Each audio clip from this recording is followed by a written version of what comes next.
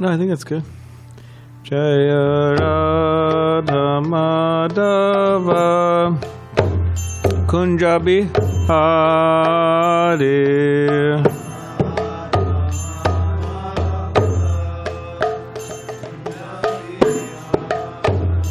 Jai Radha Madhava Kunja Bihari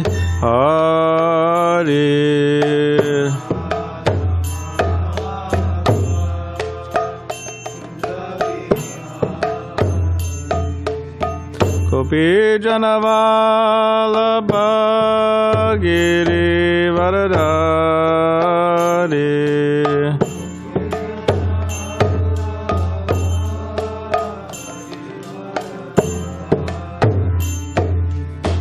Gopi Janavalabha Giri Varadari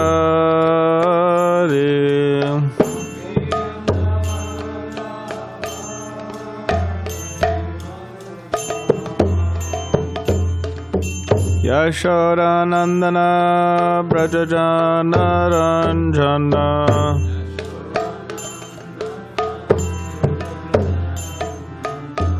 Yashodanandana Brajajana Ranjana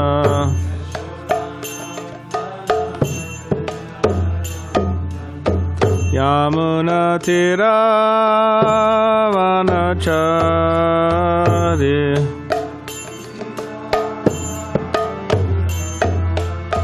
Yamuna Tira Vanachari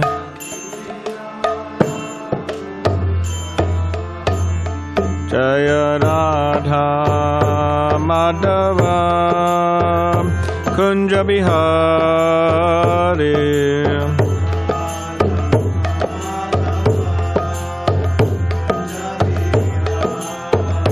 Jai Radha Madhava Kunja Bihari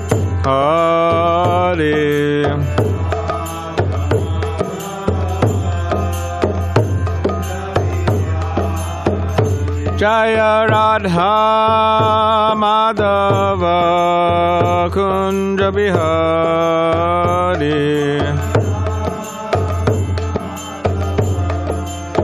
Kunja Bihari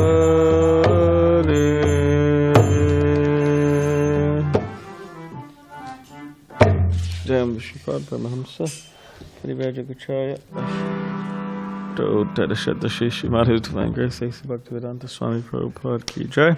Grantaraj Srimad Bhagavatam Ki Jai. All glories to the assembled devotees, all glories to the assembled devotees, all glories to the assembled devotees, all glories to Shri Guru and Shri Gauranga.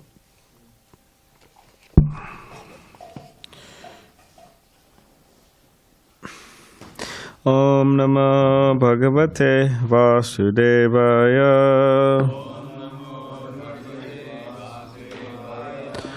Om Namo Bhagavate Vasudevaya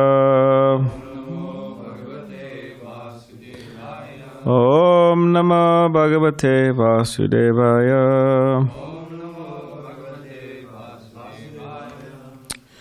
Right. Sixth canto. Prescribed duties for mankind. Chapter 9. Text 28. So if everybody could please repeat after me. Shri Shukuvacha Iti Tesham Maharaja Suranam Upatishtatam Pratityam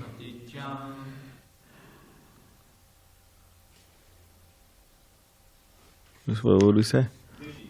Dishi Abud Avihi Shanka Chakra Kada Daraha Shri Shukuvacha Ititesha Maharaja Suranam Upatishtatam Praticham Dishibud. What is how it was? Dishabud. Okay. Praticham Dishabud Avi. Shankha Chakra Gadadaraha. Shishukavacha. Ititesha Maharaja. Suranam Upatishtatam. Praticham Dishabud Avi.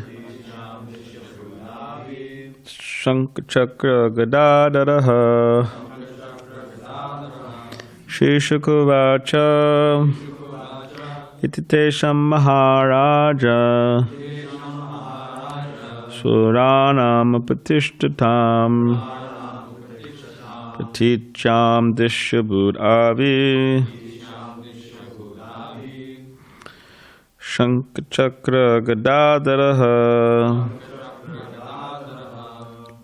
Please chant.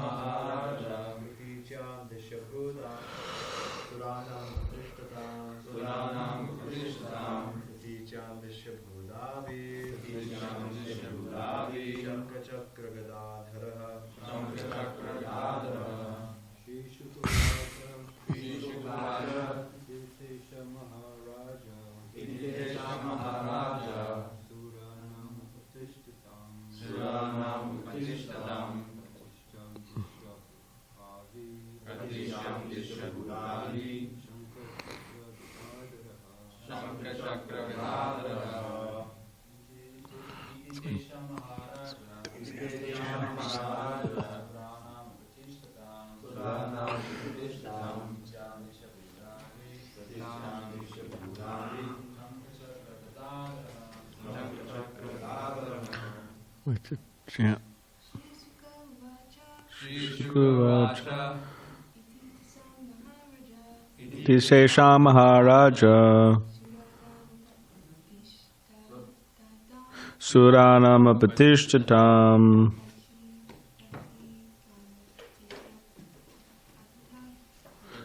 Praticham Dishaburavi. Shankha Chakra Gadadaraha. You like to chant? Shri Shukavacha, Shri Shukavacha, Iti Maharaja, Ititesham Maharaja. Suranam Upatishtatam, Suranam Apatishtatam. Praticham Dishabudavi, Pratcham Dishabudavi. Shankha Chakra Gadadaraha. So you have these long A's, short A's, so it's like right? So like the line above the A's, see all those lines above the A's? yeah. So it's like Te Sham, right? Versus Te Sham. Te Sham would be like the short A, but Te Sham is the long A, and then Maharaja, where you have Upatishtatam, right? So you have all those long A's. So when you see the line over, it's a long A. Like this is Gada versus Gada, you know. Anyways. But you are all Sanskrit scholars here, so I don't have to. Okay, word Shri Shukavacha. Shri Shukadev Goswami said, iti, thus, tesham, of them, Maharaja, O king, Suranam, of the demigods, Upatishtatam, praying, Pratichyam, inside, Dishi, in the direction, Abut, became, Abihi, visible, Shankachakradadaraha, bearing the transcendental weapons, the conch shell, disc, and club. Translation. Commentary. His Divine Grace, A.C. Bhaktivedanta Swami Prabhupada. Sri Shukadev Goswami said, "My dear king, when all the demigods offered him their prayers, the Supreme Personality of Godhead, Lord Hari, carrying his weapons, the conch shell, disc, and club, appeared first within their hearts, and then before them." 29, text 29, 30. Surrounding and serving the Supreme Personality of Godhead, Narayana, were 16 personal attendants, decorated with ornaments and appearing exactly like him, but without the mark of Srivatsa and the Kaustubha jewel. O king, when all the demigods saw the Supreme Lord in that posture, smiling with eyes like the petals of lotuses grown in autumn, they were overwhelmed with happiness and immediately fell down like rods, offering dandavats. Then they slowly rose and pleased the Lord by offering him prayers. Purport. In Vaikuntha Loka, the Supreme Personality of Godhead has 4 hands and decorations like the Shivatsa mark on his chest, and the gem known as Kaustubha. There are special indications of the Supreme Personality of Godhead. These are special indications of the Supreme Personality of Godhead. The Lord's personal attendants and other devotees in Vaikuntha have the same features, except for the Srivatsa mark and the Kaustubha gem. 31 and 32. The demigod said, "O Supreme Personality of Godhead, you are competent to give the results of sacrifice, and you are also the time factor that destroys all such results in due course. You are the one who releases the chakra to kill the demons. O Lord, who possesses many varieties of names, we offer our respectful obeisances unto you. O Supreme Controller, you control the 3 destinations, promotion to the heavenly planets, birth as human being, and condemnation in hell. Yet your supreme abode is Vaikuntha Dham. Since we appeared after you created this cosmic manifestation, your activities are impossible for us to understand. We therefore have nothing to offer you but our humble obeisances." Purport. An inexperienced man generally does not know what to beg from the Supreme Personality of Godhead. Everyone is under the jurisdiction of the created material world, and no one knows what benediction to ask when praying to the Supreme Lord. People generally pray to be promoted to the heavenly planets because they have no information of Vaikuntha Loka, the spiritual world. Srila Madhvacharya quotes the following verse: "Deva lokat pritri lokat nirach chapi yat param tushabhya paramam stanam vaishnavam vidusham gatihi." There are different planetary systems known as Deva Loka, the planets of the demigods, Pitri Loka, the planets of the Pitas, and Niraya, the hellish planets. When one transcends these various planetary systems and enters Vaikuntha Loka, he achieves the ultimate resort of the Vaishnavas. The Vaishnavas have nothing to do with the other planetary systems.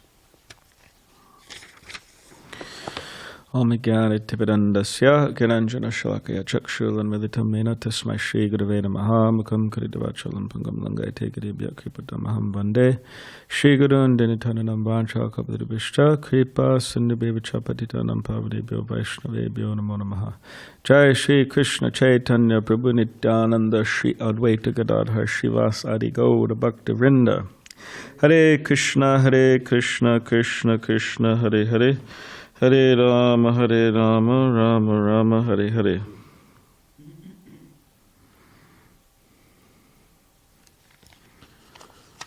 recently I was discussing with some devotees, Hare Krishna devotees. There's many types of devotees. I was discussing with some Hare Krishna devotees this idea of, you could say, succession issue. You could say the phenomenon of succession issues. So,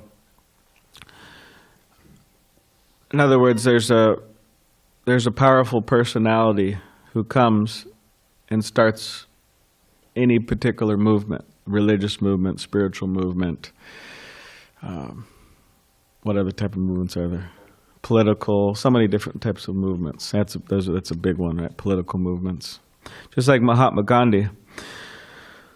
Mahatma Gandhi, he had an idea, agrarian based society, and after he left, those who claimed to be part of his movement or leaders in his movement, they just changed everything.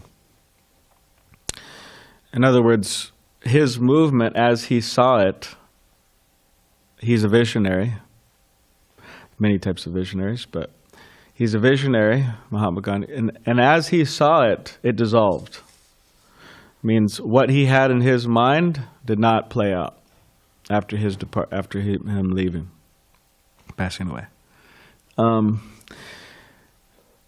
Why? Because the people who were following him, or so-called following him, they didn't follow him. They changed everything. And therefore, you could say his movement, okay, there's some ashrams in India, and they have pictures of him, and they may read some of his books, maybe. That's another thing. The people who are a part of a particular person's movement, they should be interested in hearing the person's teachings, but they may read his book, maybe, his writings, offer him a lamp sometimes. But what he stood for, what he stood for and what he wanted to play out didn't happen. So Srila Prabhupada brought this up in relation to his movement, this example, Mahatma Gandhi. And because they were asking Srila Prabhupada, because Prabhupada started his movement in advanced age. He wasn't in his 20s. He was advanced age. He started his movement. So naturally, people were asking him, well, what will happen to your movement when you go, Swamiji? They're asking him in India. In different countries, they would ask different questions. But in India, this was a common question. What happens to your movement, Swamiji? And Srila Prabhupada said, the future of my movement is very bright, provided my followers follow my instructions. And he said, and if they don't, what can I do? And then Srila Prabhupada went on to give the example of Mahatma Gandhi that I just brought up. How his followers changed everything.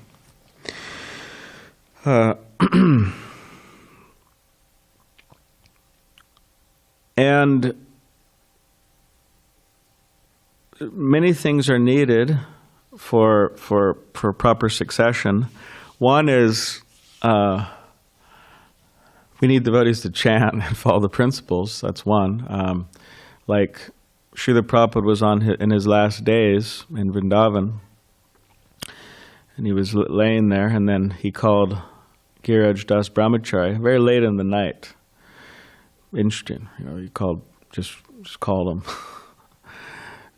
midnight or something. He was obviously resting, but he got ready and he came downstairs and he went by Srila Prabhupada's bed, and he's really hanging on every word, because he was always hanging on every word, but he's really hanging on every word because it's understood that these could be some of the last words Prabhupada would say. So he's really there and listening. Then Srila Prabhupada asked him a question. He said, asked Giriraj Das Brahmachari a question. The question was, will my movement go on after I leave?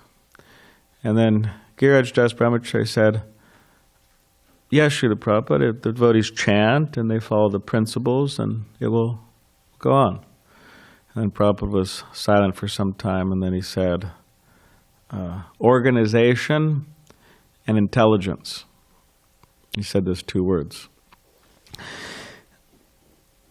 And then Prabhupada asked him, do you want to say anything else, or do you want to ask him? And then he said no, and then he left the room. So this idea, like, when Srila Prabhupada was creating the ISKCON Vrindavan Krishna Balarama Mandir, the temple there, it was a huge project. And there was there's some stalls. Surby, the architect, was putting things together, trying to put things together, and anyways. So they were discussing some problems there. I might be mixing things a little bit, but anyways, Prabhupada was there in Vrindavan. He was discussing some problems and he called some of his disciples, and he was asking, how do we solve these problems? And then one devotee, he raised his hand and he said, well, Srila Prabhupada, we're going to chant Hare Krishna. And then Prabhupada said, another impractical suggestion. And then he went on the room, and eventually there was some ideas that came out that were, practical things to solve a problem. So this intelligence and organization, yes, chanting, following the principles, but there has to be this intelligence and organization in order to keep things together and also expand things. So it's very important in relation to succession.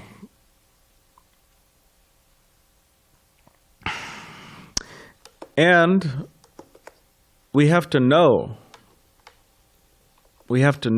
what should be done and what should not be done.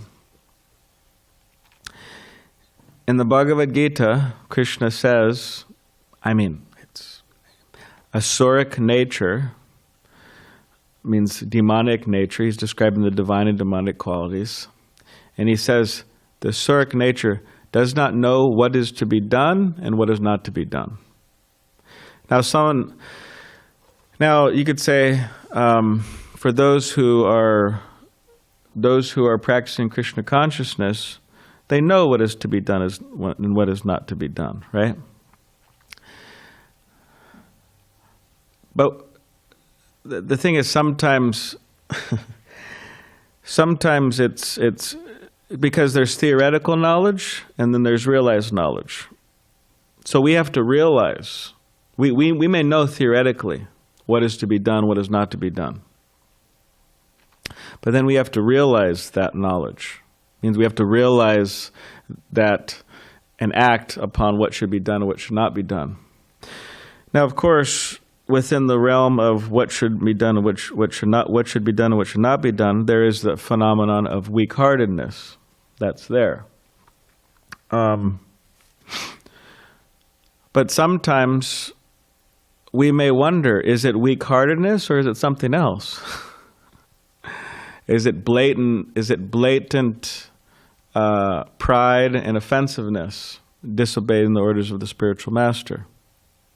We may wonder. And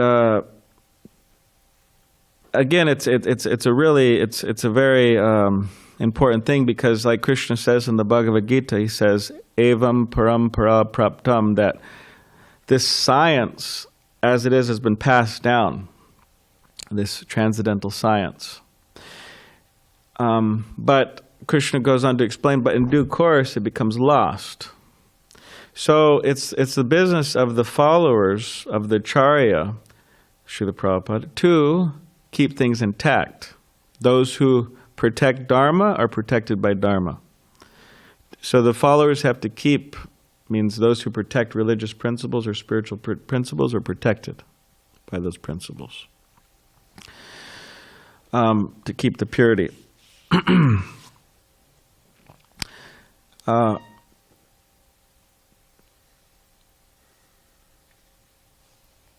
So here in this particular purport, it's being mentioned that an inexperienced person generally does not know what to beg from the Supreme Personality of Godhead. It means they're ignorant. They don't know what to ask for Krishna. They don't know what to ask They don't know what to pray for.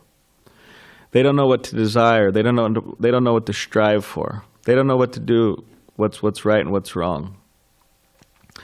So a devotee is meant to rise above the platform of a common man or a common woman or a common person. They're supposed to rise above that. And what does that mean? It means rising above the sensual platform, rising above the mental platform, rising above the bodily platform, rising above all these material platforms, and then reaching the spiritual platform. And the danger comes in relation to succession issues is that people on the sensual platform, on the mental platform, on the bodily platform, they're doing things in the name of Krishna consciousness, but it's not Krishna conscious at all.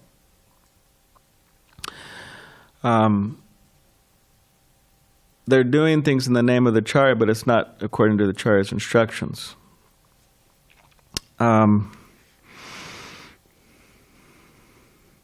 This is what happened after Lord Chaitanya left. Lord Chaitanya left, and gradually different things were introduced, and then practically the movement was just lost for all considerable purposes. I mean, Srila Bhaktivinoda Thakur, we print, I don't know, I think, what was it, Vaisheshika Prabhu wanted to distribute how many Chaitanya Charitamritas? Some large number of Chaitanya Charitamritas worldwide. We have a book company, thank Krishna, thank Srila Prabhupada, that we have the BBT pumping out Srila Prabhupada's books, print them, and devotees distribute them all over the world. Saving grace. But Bhakti, you could imagine the fallen state of the world. Bhaktivinoda Thakur could not even find a Chaitanya Charitamrita. He had a hard time finding it. Eventually he found. It's a fallen state of the world.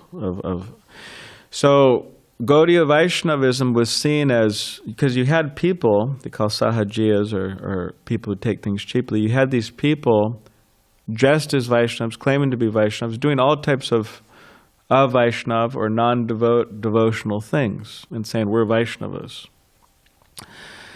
And then it was eclipsed. Now, of course, Bhaktivinoda Thakur came, and then he set things straight. And then Srila Bhaktisiddhanta Saraswati Thakur, his son, and then our Srila Prabhupada.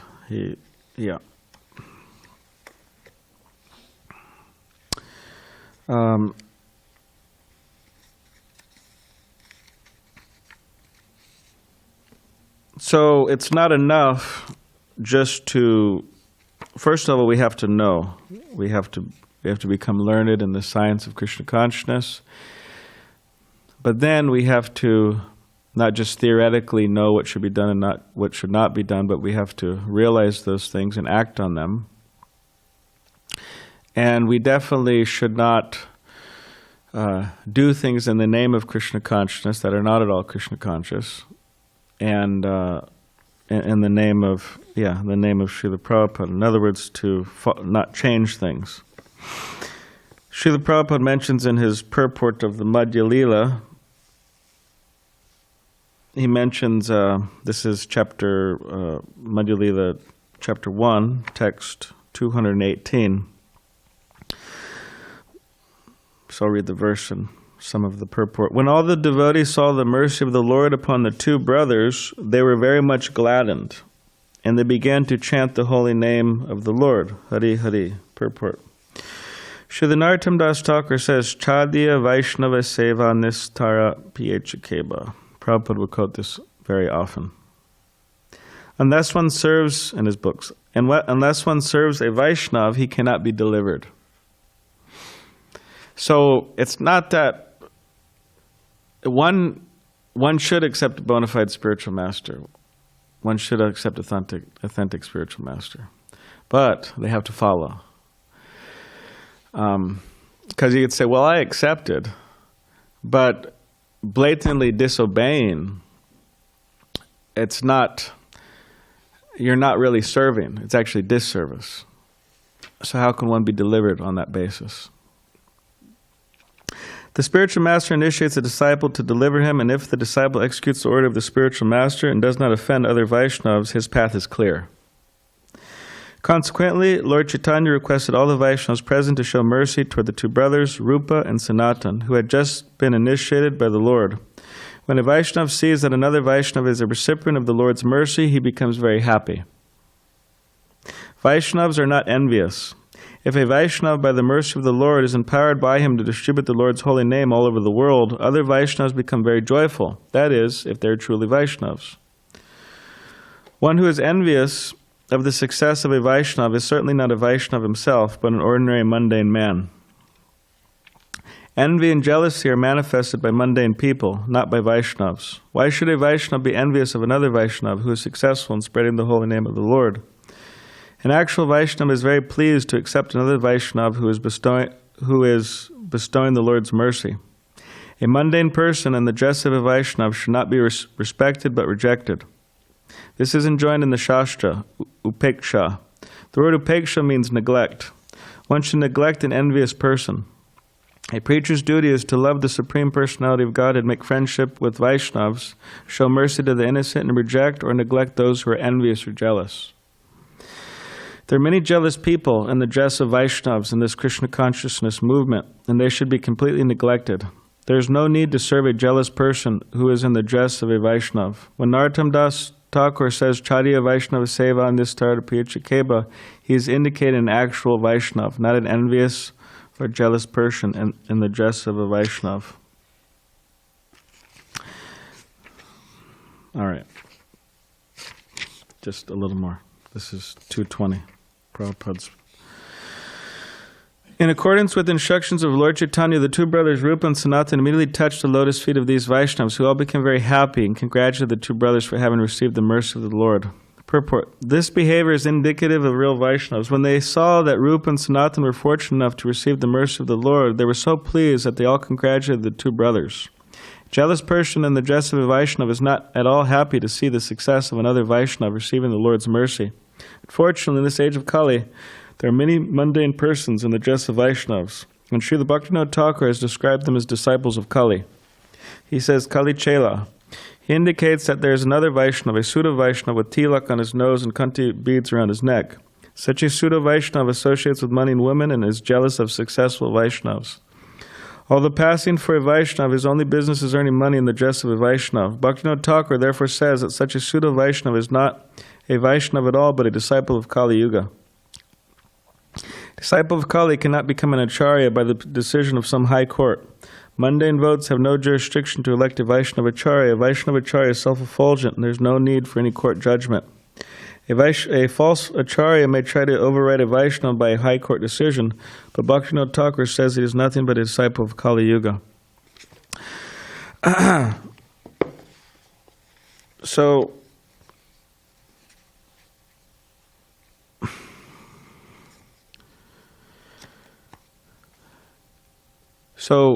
it's like Srila Prabhupada said, purity is the force. So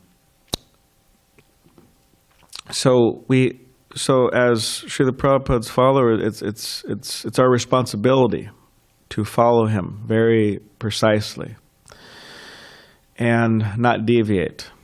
And although we may be following precisely, not deviating, sometimes people in the dress of Vaishnavas, and again, it's quite like Prabhupada mentions here, it's mundane or materialistic people in the dress of Vaishnavas, and they do things against the instructions of the Acharya. So it's our business to follow the Acharyas precisely and to lead a good example.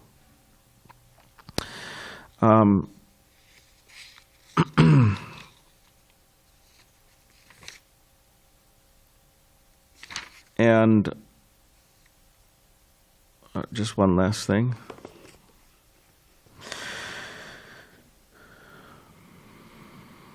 I mean, people might wonder what is he talking about? What is he referring to? Like last night, I was given the talk, and they're thinking it's succession. Why is he talking to me about succession? What do I have to do with succession? Well, that's the point. It's people may not think that they have anything to do with succession or with carrying on a movement, but they do. Followers do. And it's not just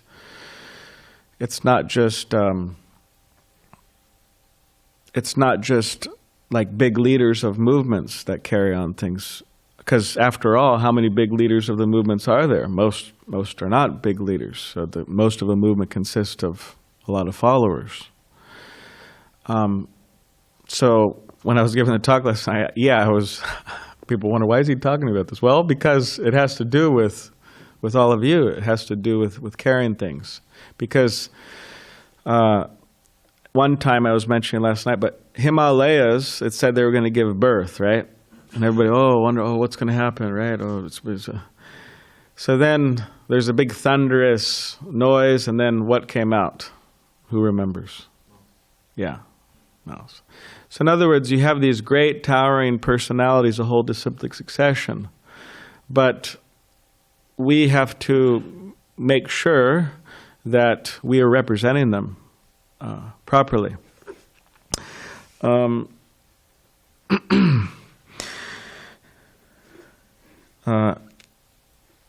And also, so in relation to people might wonder what I'm talking about. Now, I'm not going to bring up details because I'm not going to go through a bunch of details. But anyways, devotees were just telling me some things that some people were doing in the name of Krishna consciousness, which was just very strange. Yeah, immoral activities, breaking four regulative principles and this, but they're doing this all in the name of Krishna consciousness and preaching, and they're very loud about it. This is the thing with Americans. Americans could be very good preachers because they're loud, but they could also be very dangerous because they may be loud about wrong things in the name of Vaishnavism, and they also may be loud in terms of just unnecessarily criticizing people, digging themselves a hole. But so in the name, it's all types of sinful activities in the name of Krishna consciousness and preaching, and this is wonderful, and this is great, and it's really bad.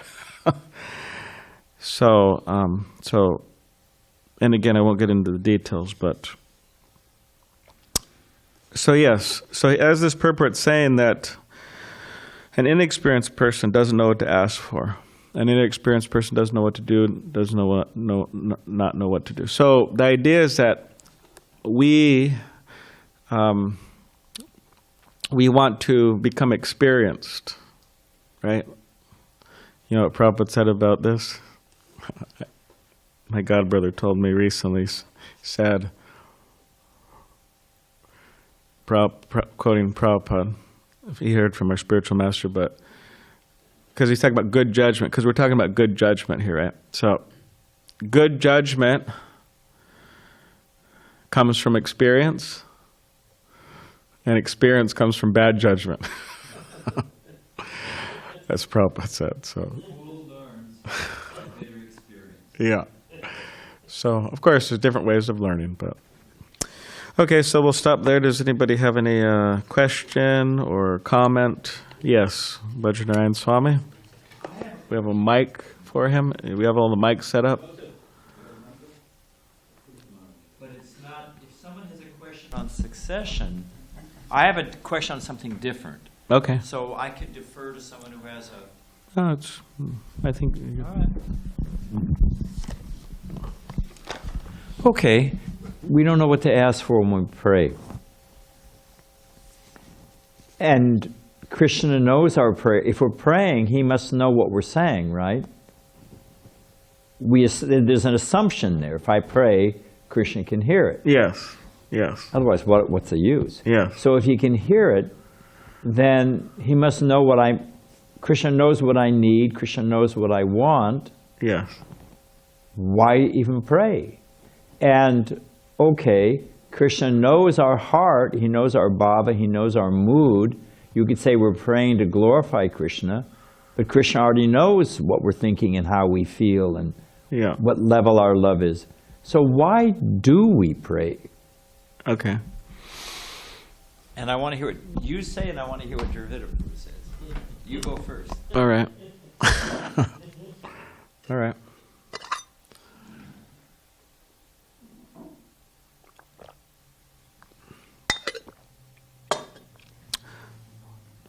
Yeah, I mean, I think later on in this chapter, actually. Yeah. Maybe you know that one, Dravida Prabhu, Vritta, or anyone know that one? I think Vritrasura, he's in the process of dying, being injured by Indra, and he's praying like the bird thing, and he's saying something that just as a father always knows what the child wants. You know that one? I don't know it by heart, but I know what you're talking about. Yeah. Yeah. What's that? You have the reference somewhere? Like that's a really good. I like to read that. Okay, I'll pick up the reference. Okay. So Dravida Prabhu is looking for the reference, and when we find it, we could read it. But in essence, or just one part of it, that in relation to your question, is that saying that just as a good father, they know the needs of the children. So you could say, in one sense, they don't have to ask. So then you say, okay, well, why are we asking? If Krishna knows what we want, well, why are we asking? Well, one thing is it's a form of rasa. It's a form of, we could say, relationship, or it's a way to connect with Krishna and call out to Krishna out of love. So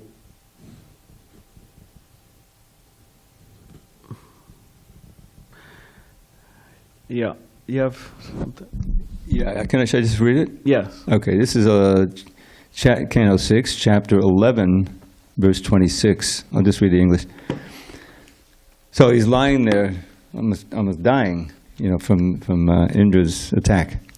O lotus-eyed Lord, near death. O lotus-eyed Lord, as baby birds that have not yet developed their wings always look for their mother to return and feed them, as small calves tied with ropes await anxiously the time of milking, when they will be allowed to drink the milk of their mothers. Or as a morose wife whose husband is away from home always longs for him to return and satisfy her in all respects, I always yearn for the opportunity to render direct service unto you. Okay, I might be thinking of a different one. Then. Yeah, aham it's the first one, probably. Aham hareta vaparaika mula. O my Lord, O Supreme Personality of Godhead, may I again be able to be a servant of your eternal servants who find shelter only at your lotus feet. O Lord of my life, may I again become their servant so that my mind may always think of your transcendental attributes, my words always glorify those attributes, and my body always engage in the loving service of your Lordship. Is that it? There's only one more? I think it's another one, but it might be from a different part of the Bhagavatam. Okay. But what do you say, Dravida Prabhu, about this praying? Well, the thing is, what you pray for defines how you see the relationship. And this is a central theme here, and it's because the Devas are going to pray for protection, for something material. They're going to pray for the ability to defend themselves against Vritrasura. Right, and the Lord will he'll respond to him on that level. Tell him to go to the Dichi, get his bones, make an invincible thunderbolt.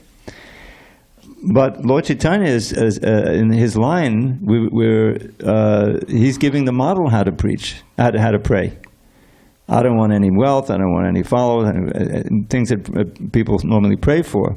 What do you want? I want unalloyed, motivated devotional service unto you. Constantly, unbroken, and that's really very important, because when you approach God, then you define the relationship by what you pray for.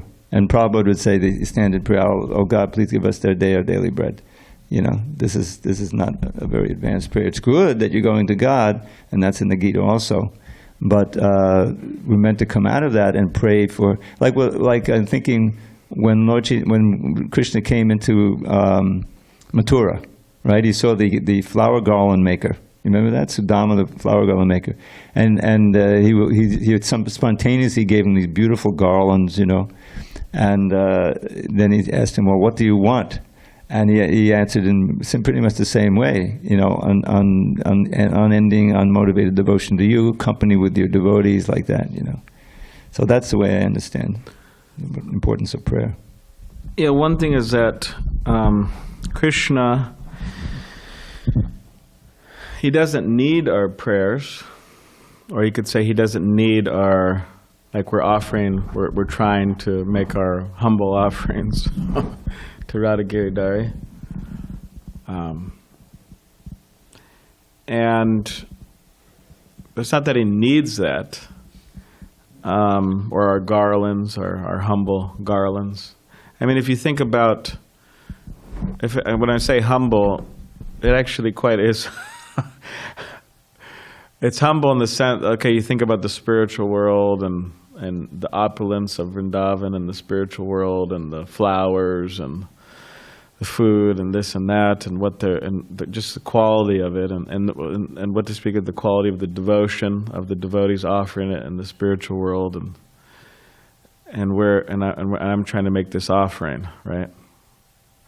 So to Radha Giridhari, this humble offering of garlands and food and this and that. So,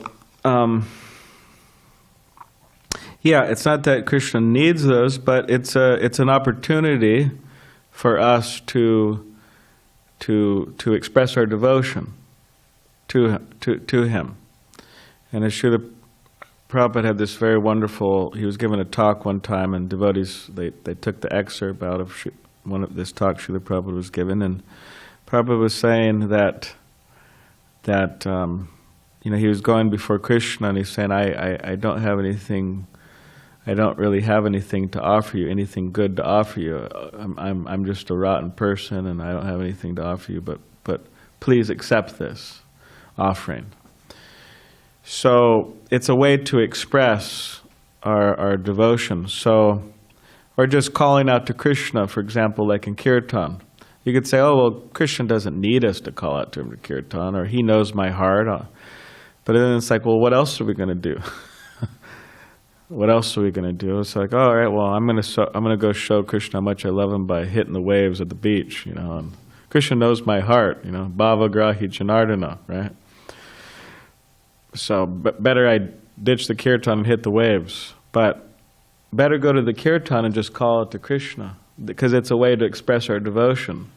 We could really try to call out, right? So these different things are ways of expressing our devotion to Krishna, or just trying to. And it actually, we shouldn't think that we're so advanced that we don't need to do those things, in the sense that, I'm a devotee, or I'm Krishna conscious, and I don't really need to pray to Krishna. I don't need to do any of this kind of service to Krishna. He knows my heart, but that practically means that love of Krishna is not there, because if we were wanting to love Krishna, then we want to be doing those things, calling out and doing anything in relation to Krishna. And now, of course, in a material sense, it doesn't make sense. Like, you're just gonna if you just think about it from a material perspective, we're entering a room and we have all these drums and instruments and stuff, and we're like chanting someone's name. And on that basis, we're feeling great happiness. It doesn't make, materially doesn't make sense. Try chanting Coca-Cola. Yeah, try chanting, see how that works for you. So, but out of love, devotees do that. Out of affection, out of, trying to cultivate their devotion to Krishna, then they do that. And so anyways, that's something more about that. Yeah, all good answers. And I was thinking, in addition to that why accept the initial premise? That just stay, like we were saying, why just stay mum because Krishna knows everything. I know I have a thought, but in the course of writing something, when I have to write a letter or make my case, whatever it may be, yeah. When I have to sit down and formulate my thoughts, yeah. I think more clearly. I have to think about, well, how do I really feel? And what am I really trying to say here? What am I trying to accomplish? Yeah. So the act of prayer in and of itself is purifying. Yeah. So it's not just, okay, Krishna heard me, but it's good for us. Yeah. It actually purifies us, it focuses us. Yeah. Yeah. So that's another angle. Yeah, just like you could say, well, just like if someone has children, or they have disciples, have friends or something. Now, they may the friend, or let's say friend, a friend may feel a particular way towards a friend, like a real devotee friendship going on. So now they may have a general idea about how they feel about each other, or this particular appreciation they have for each other. But if it's articulated or it's expressed, then it becomes more clear. And aside from becoming more clear, it's you could say deepens the relationship. So similarly, you could say, oh, well, Krishna knows everything, so I don't have to pray or have to. Well, if we articulate it, if we try to do something for Krishna, then the relationship becomes thickens. So, all right. Is there any other? Yes. Last. Okay. That is it. Prabhupada recommends, and I heard this, that we can adopt prayers that are already there in the Bhagavatam. Yes. And I'm just thinking of like Queen Kunti's prayer. My favorite prayer, Trai me ananda vishaya matamana bhatesakrit. Oh, Mother's Lord, please ever fill my mind with thoughts of thee, not any other kind. As Ganges torrent flows into the sea, let all my love flow constantly to thee. Yeah. Now, we may not have never thought of that before. Yeah. But by reading it, by offering it to Krishna, you enter into the mood. You change by hearing things and by reading stuff. It changes your consciousness. Yeah. So by adopting these prayers, and the Bhagavatam is full of prayers like that, we can learn how to pray purely, not for something material, but for pure love for Krishna and for devotional service. Yeah. So that's one of the aspects of prayer. But also invoking the mood, like we're saying. Yes, invoking. Yeah. Yes. Yeah. Absolutely. Yeah. That's One last thing is that the 6 loving exchanges, Rupa Goswami says, giving gifts, giving prasadam, accepting prasadam, right? Revealing one's mind and inquiring, right? So these exchanges, it was interesting because we think about it in relation to devotees because that's what Rupa Goswami is mentioning. It's interesting, one time I was listening to Srila Prabhupada's lecture, and he was saying that this is relating to devotees, but he was saying that these 6 exchanges can also be with Krishna. Yeah. So offering, accepting.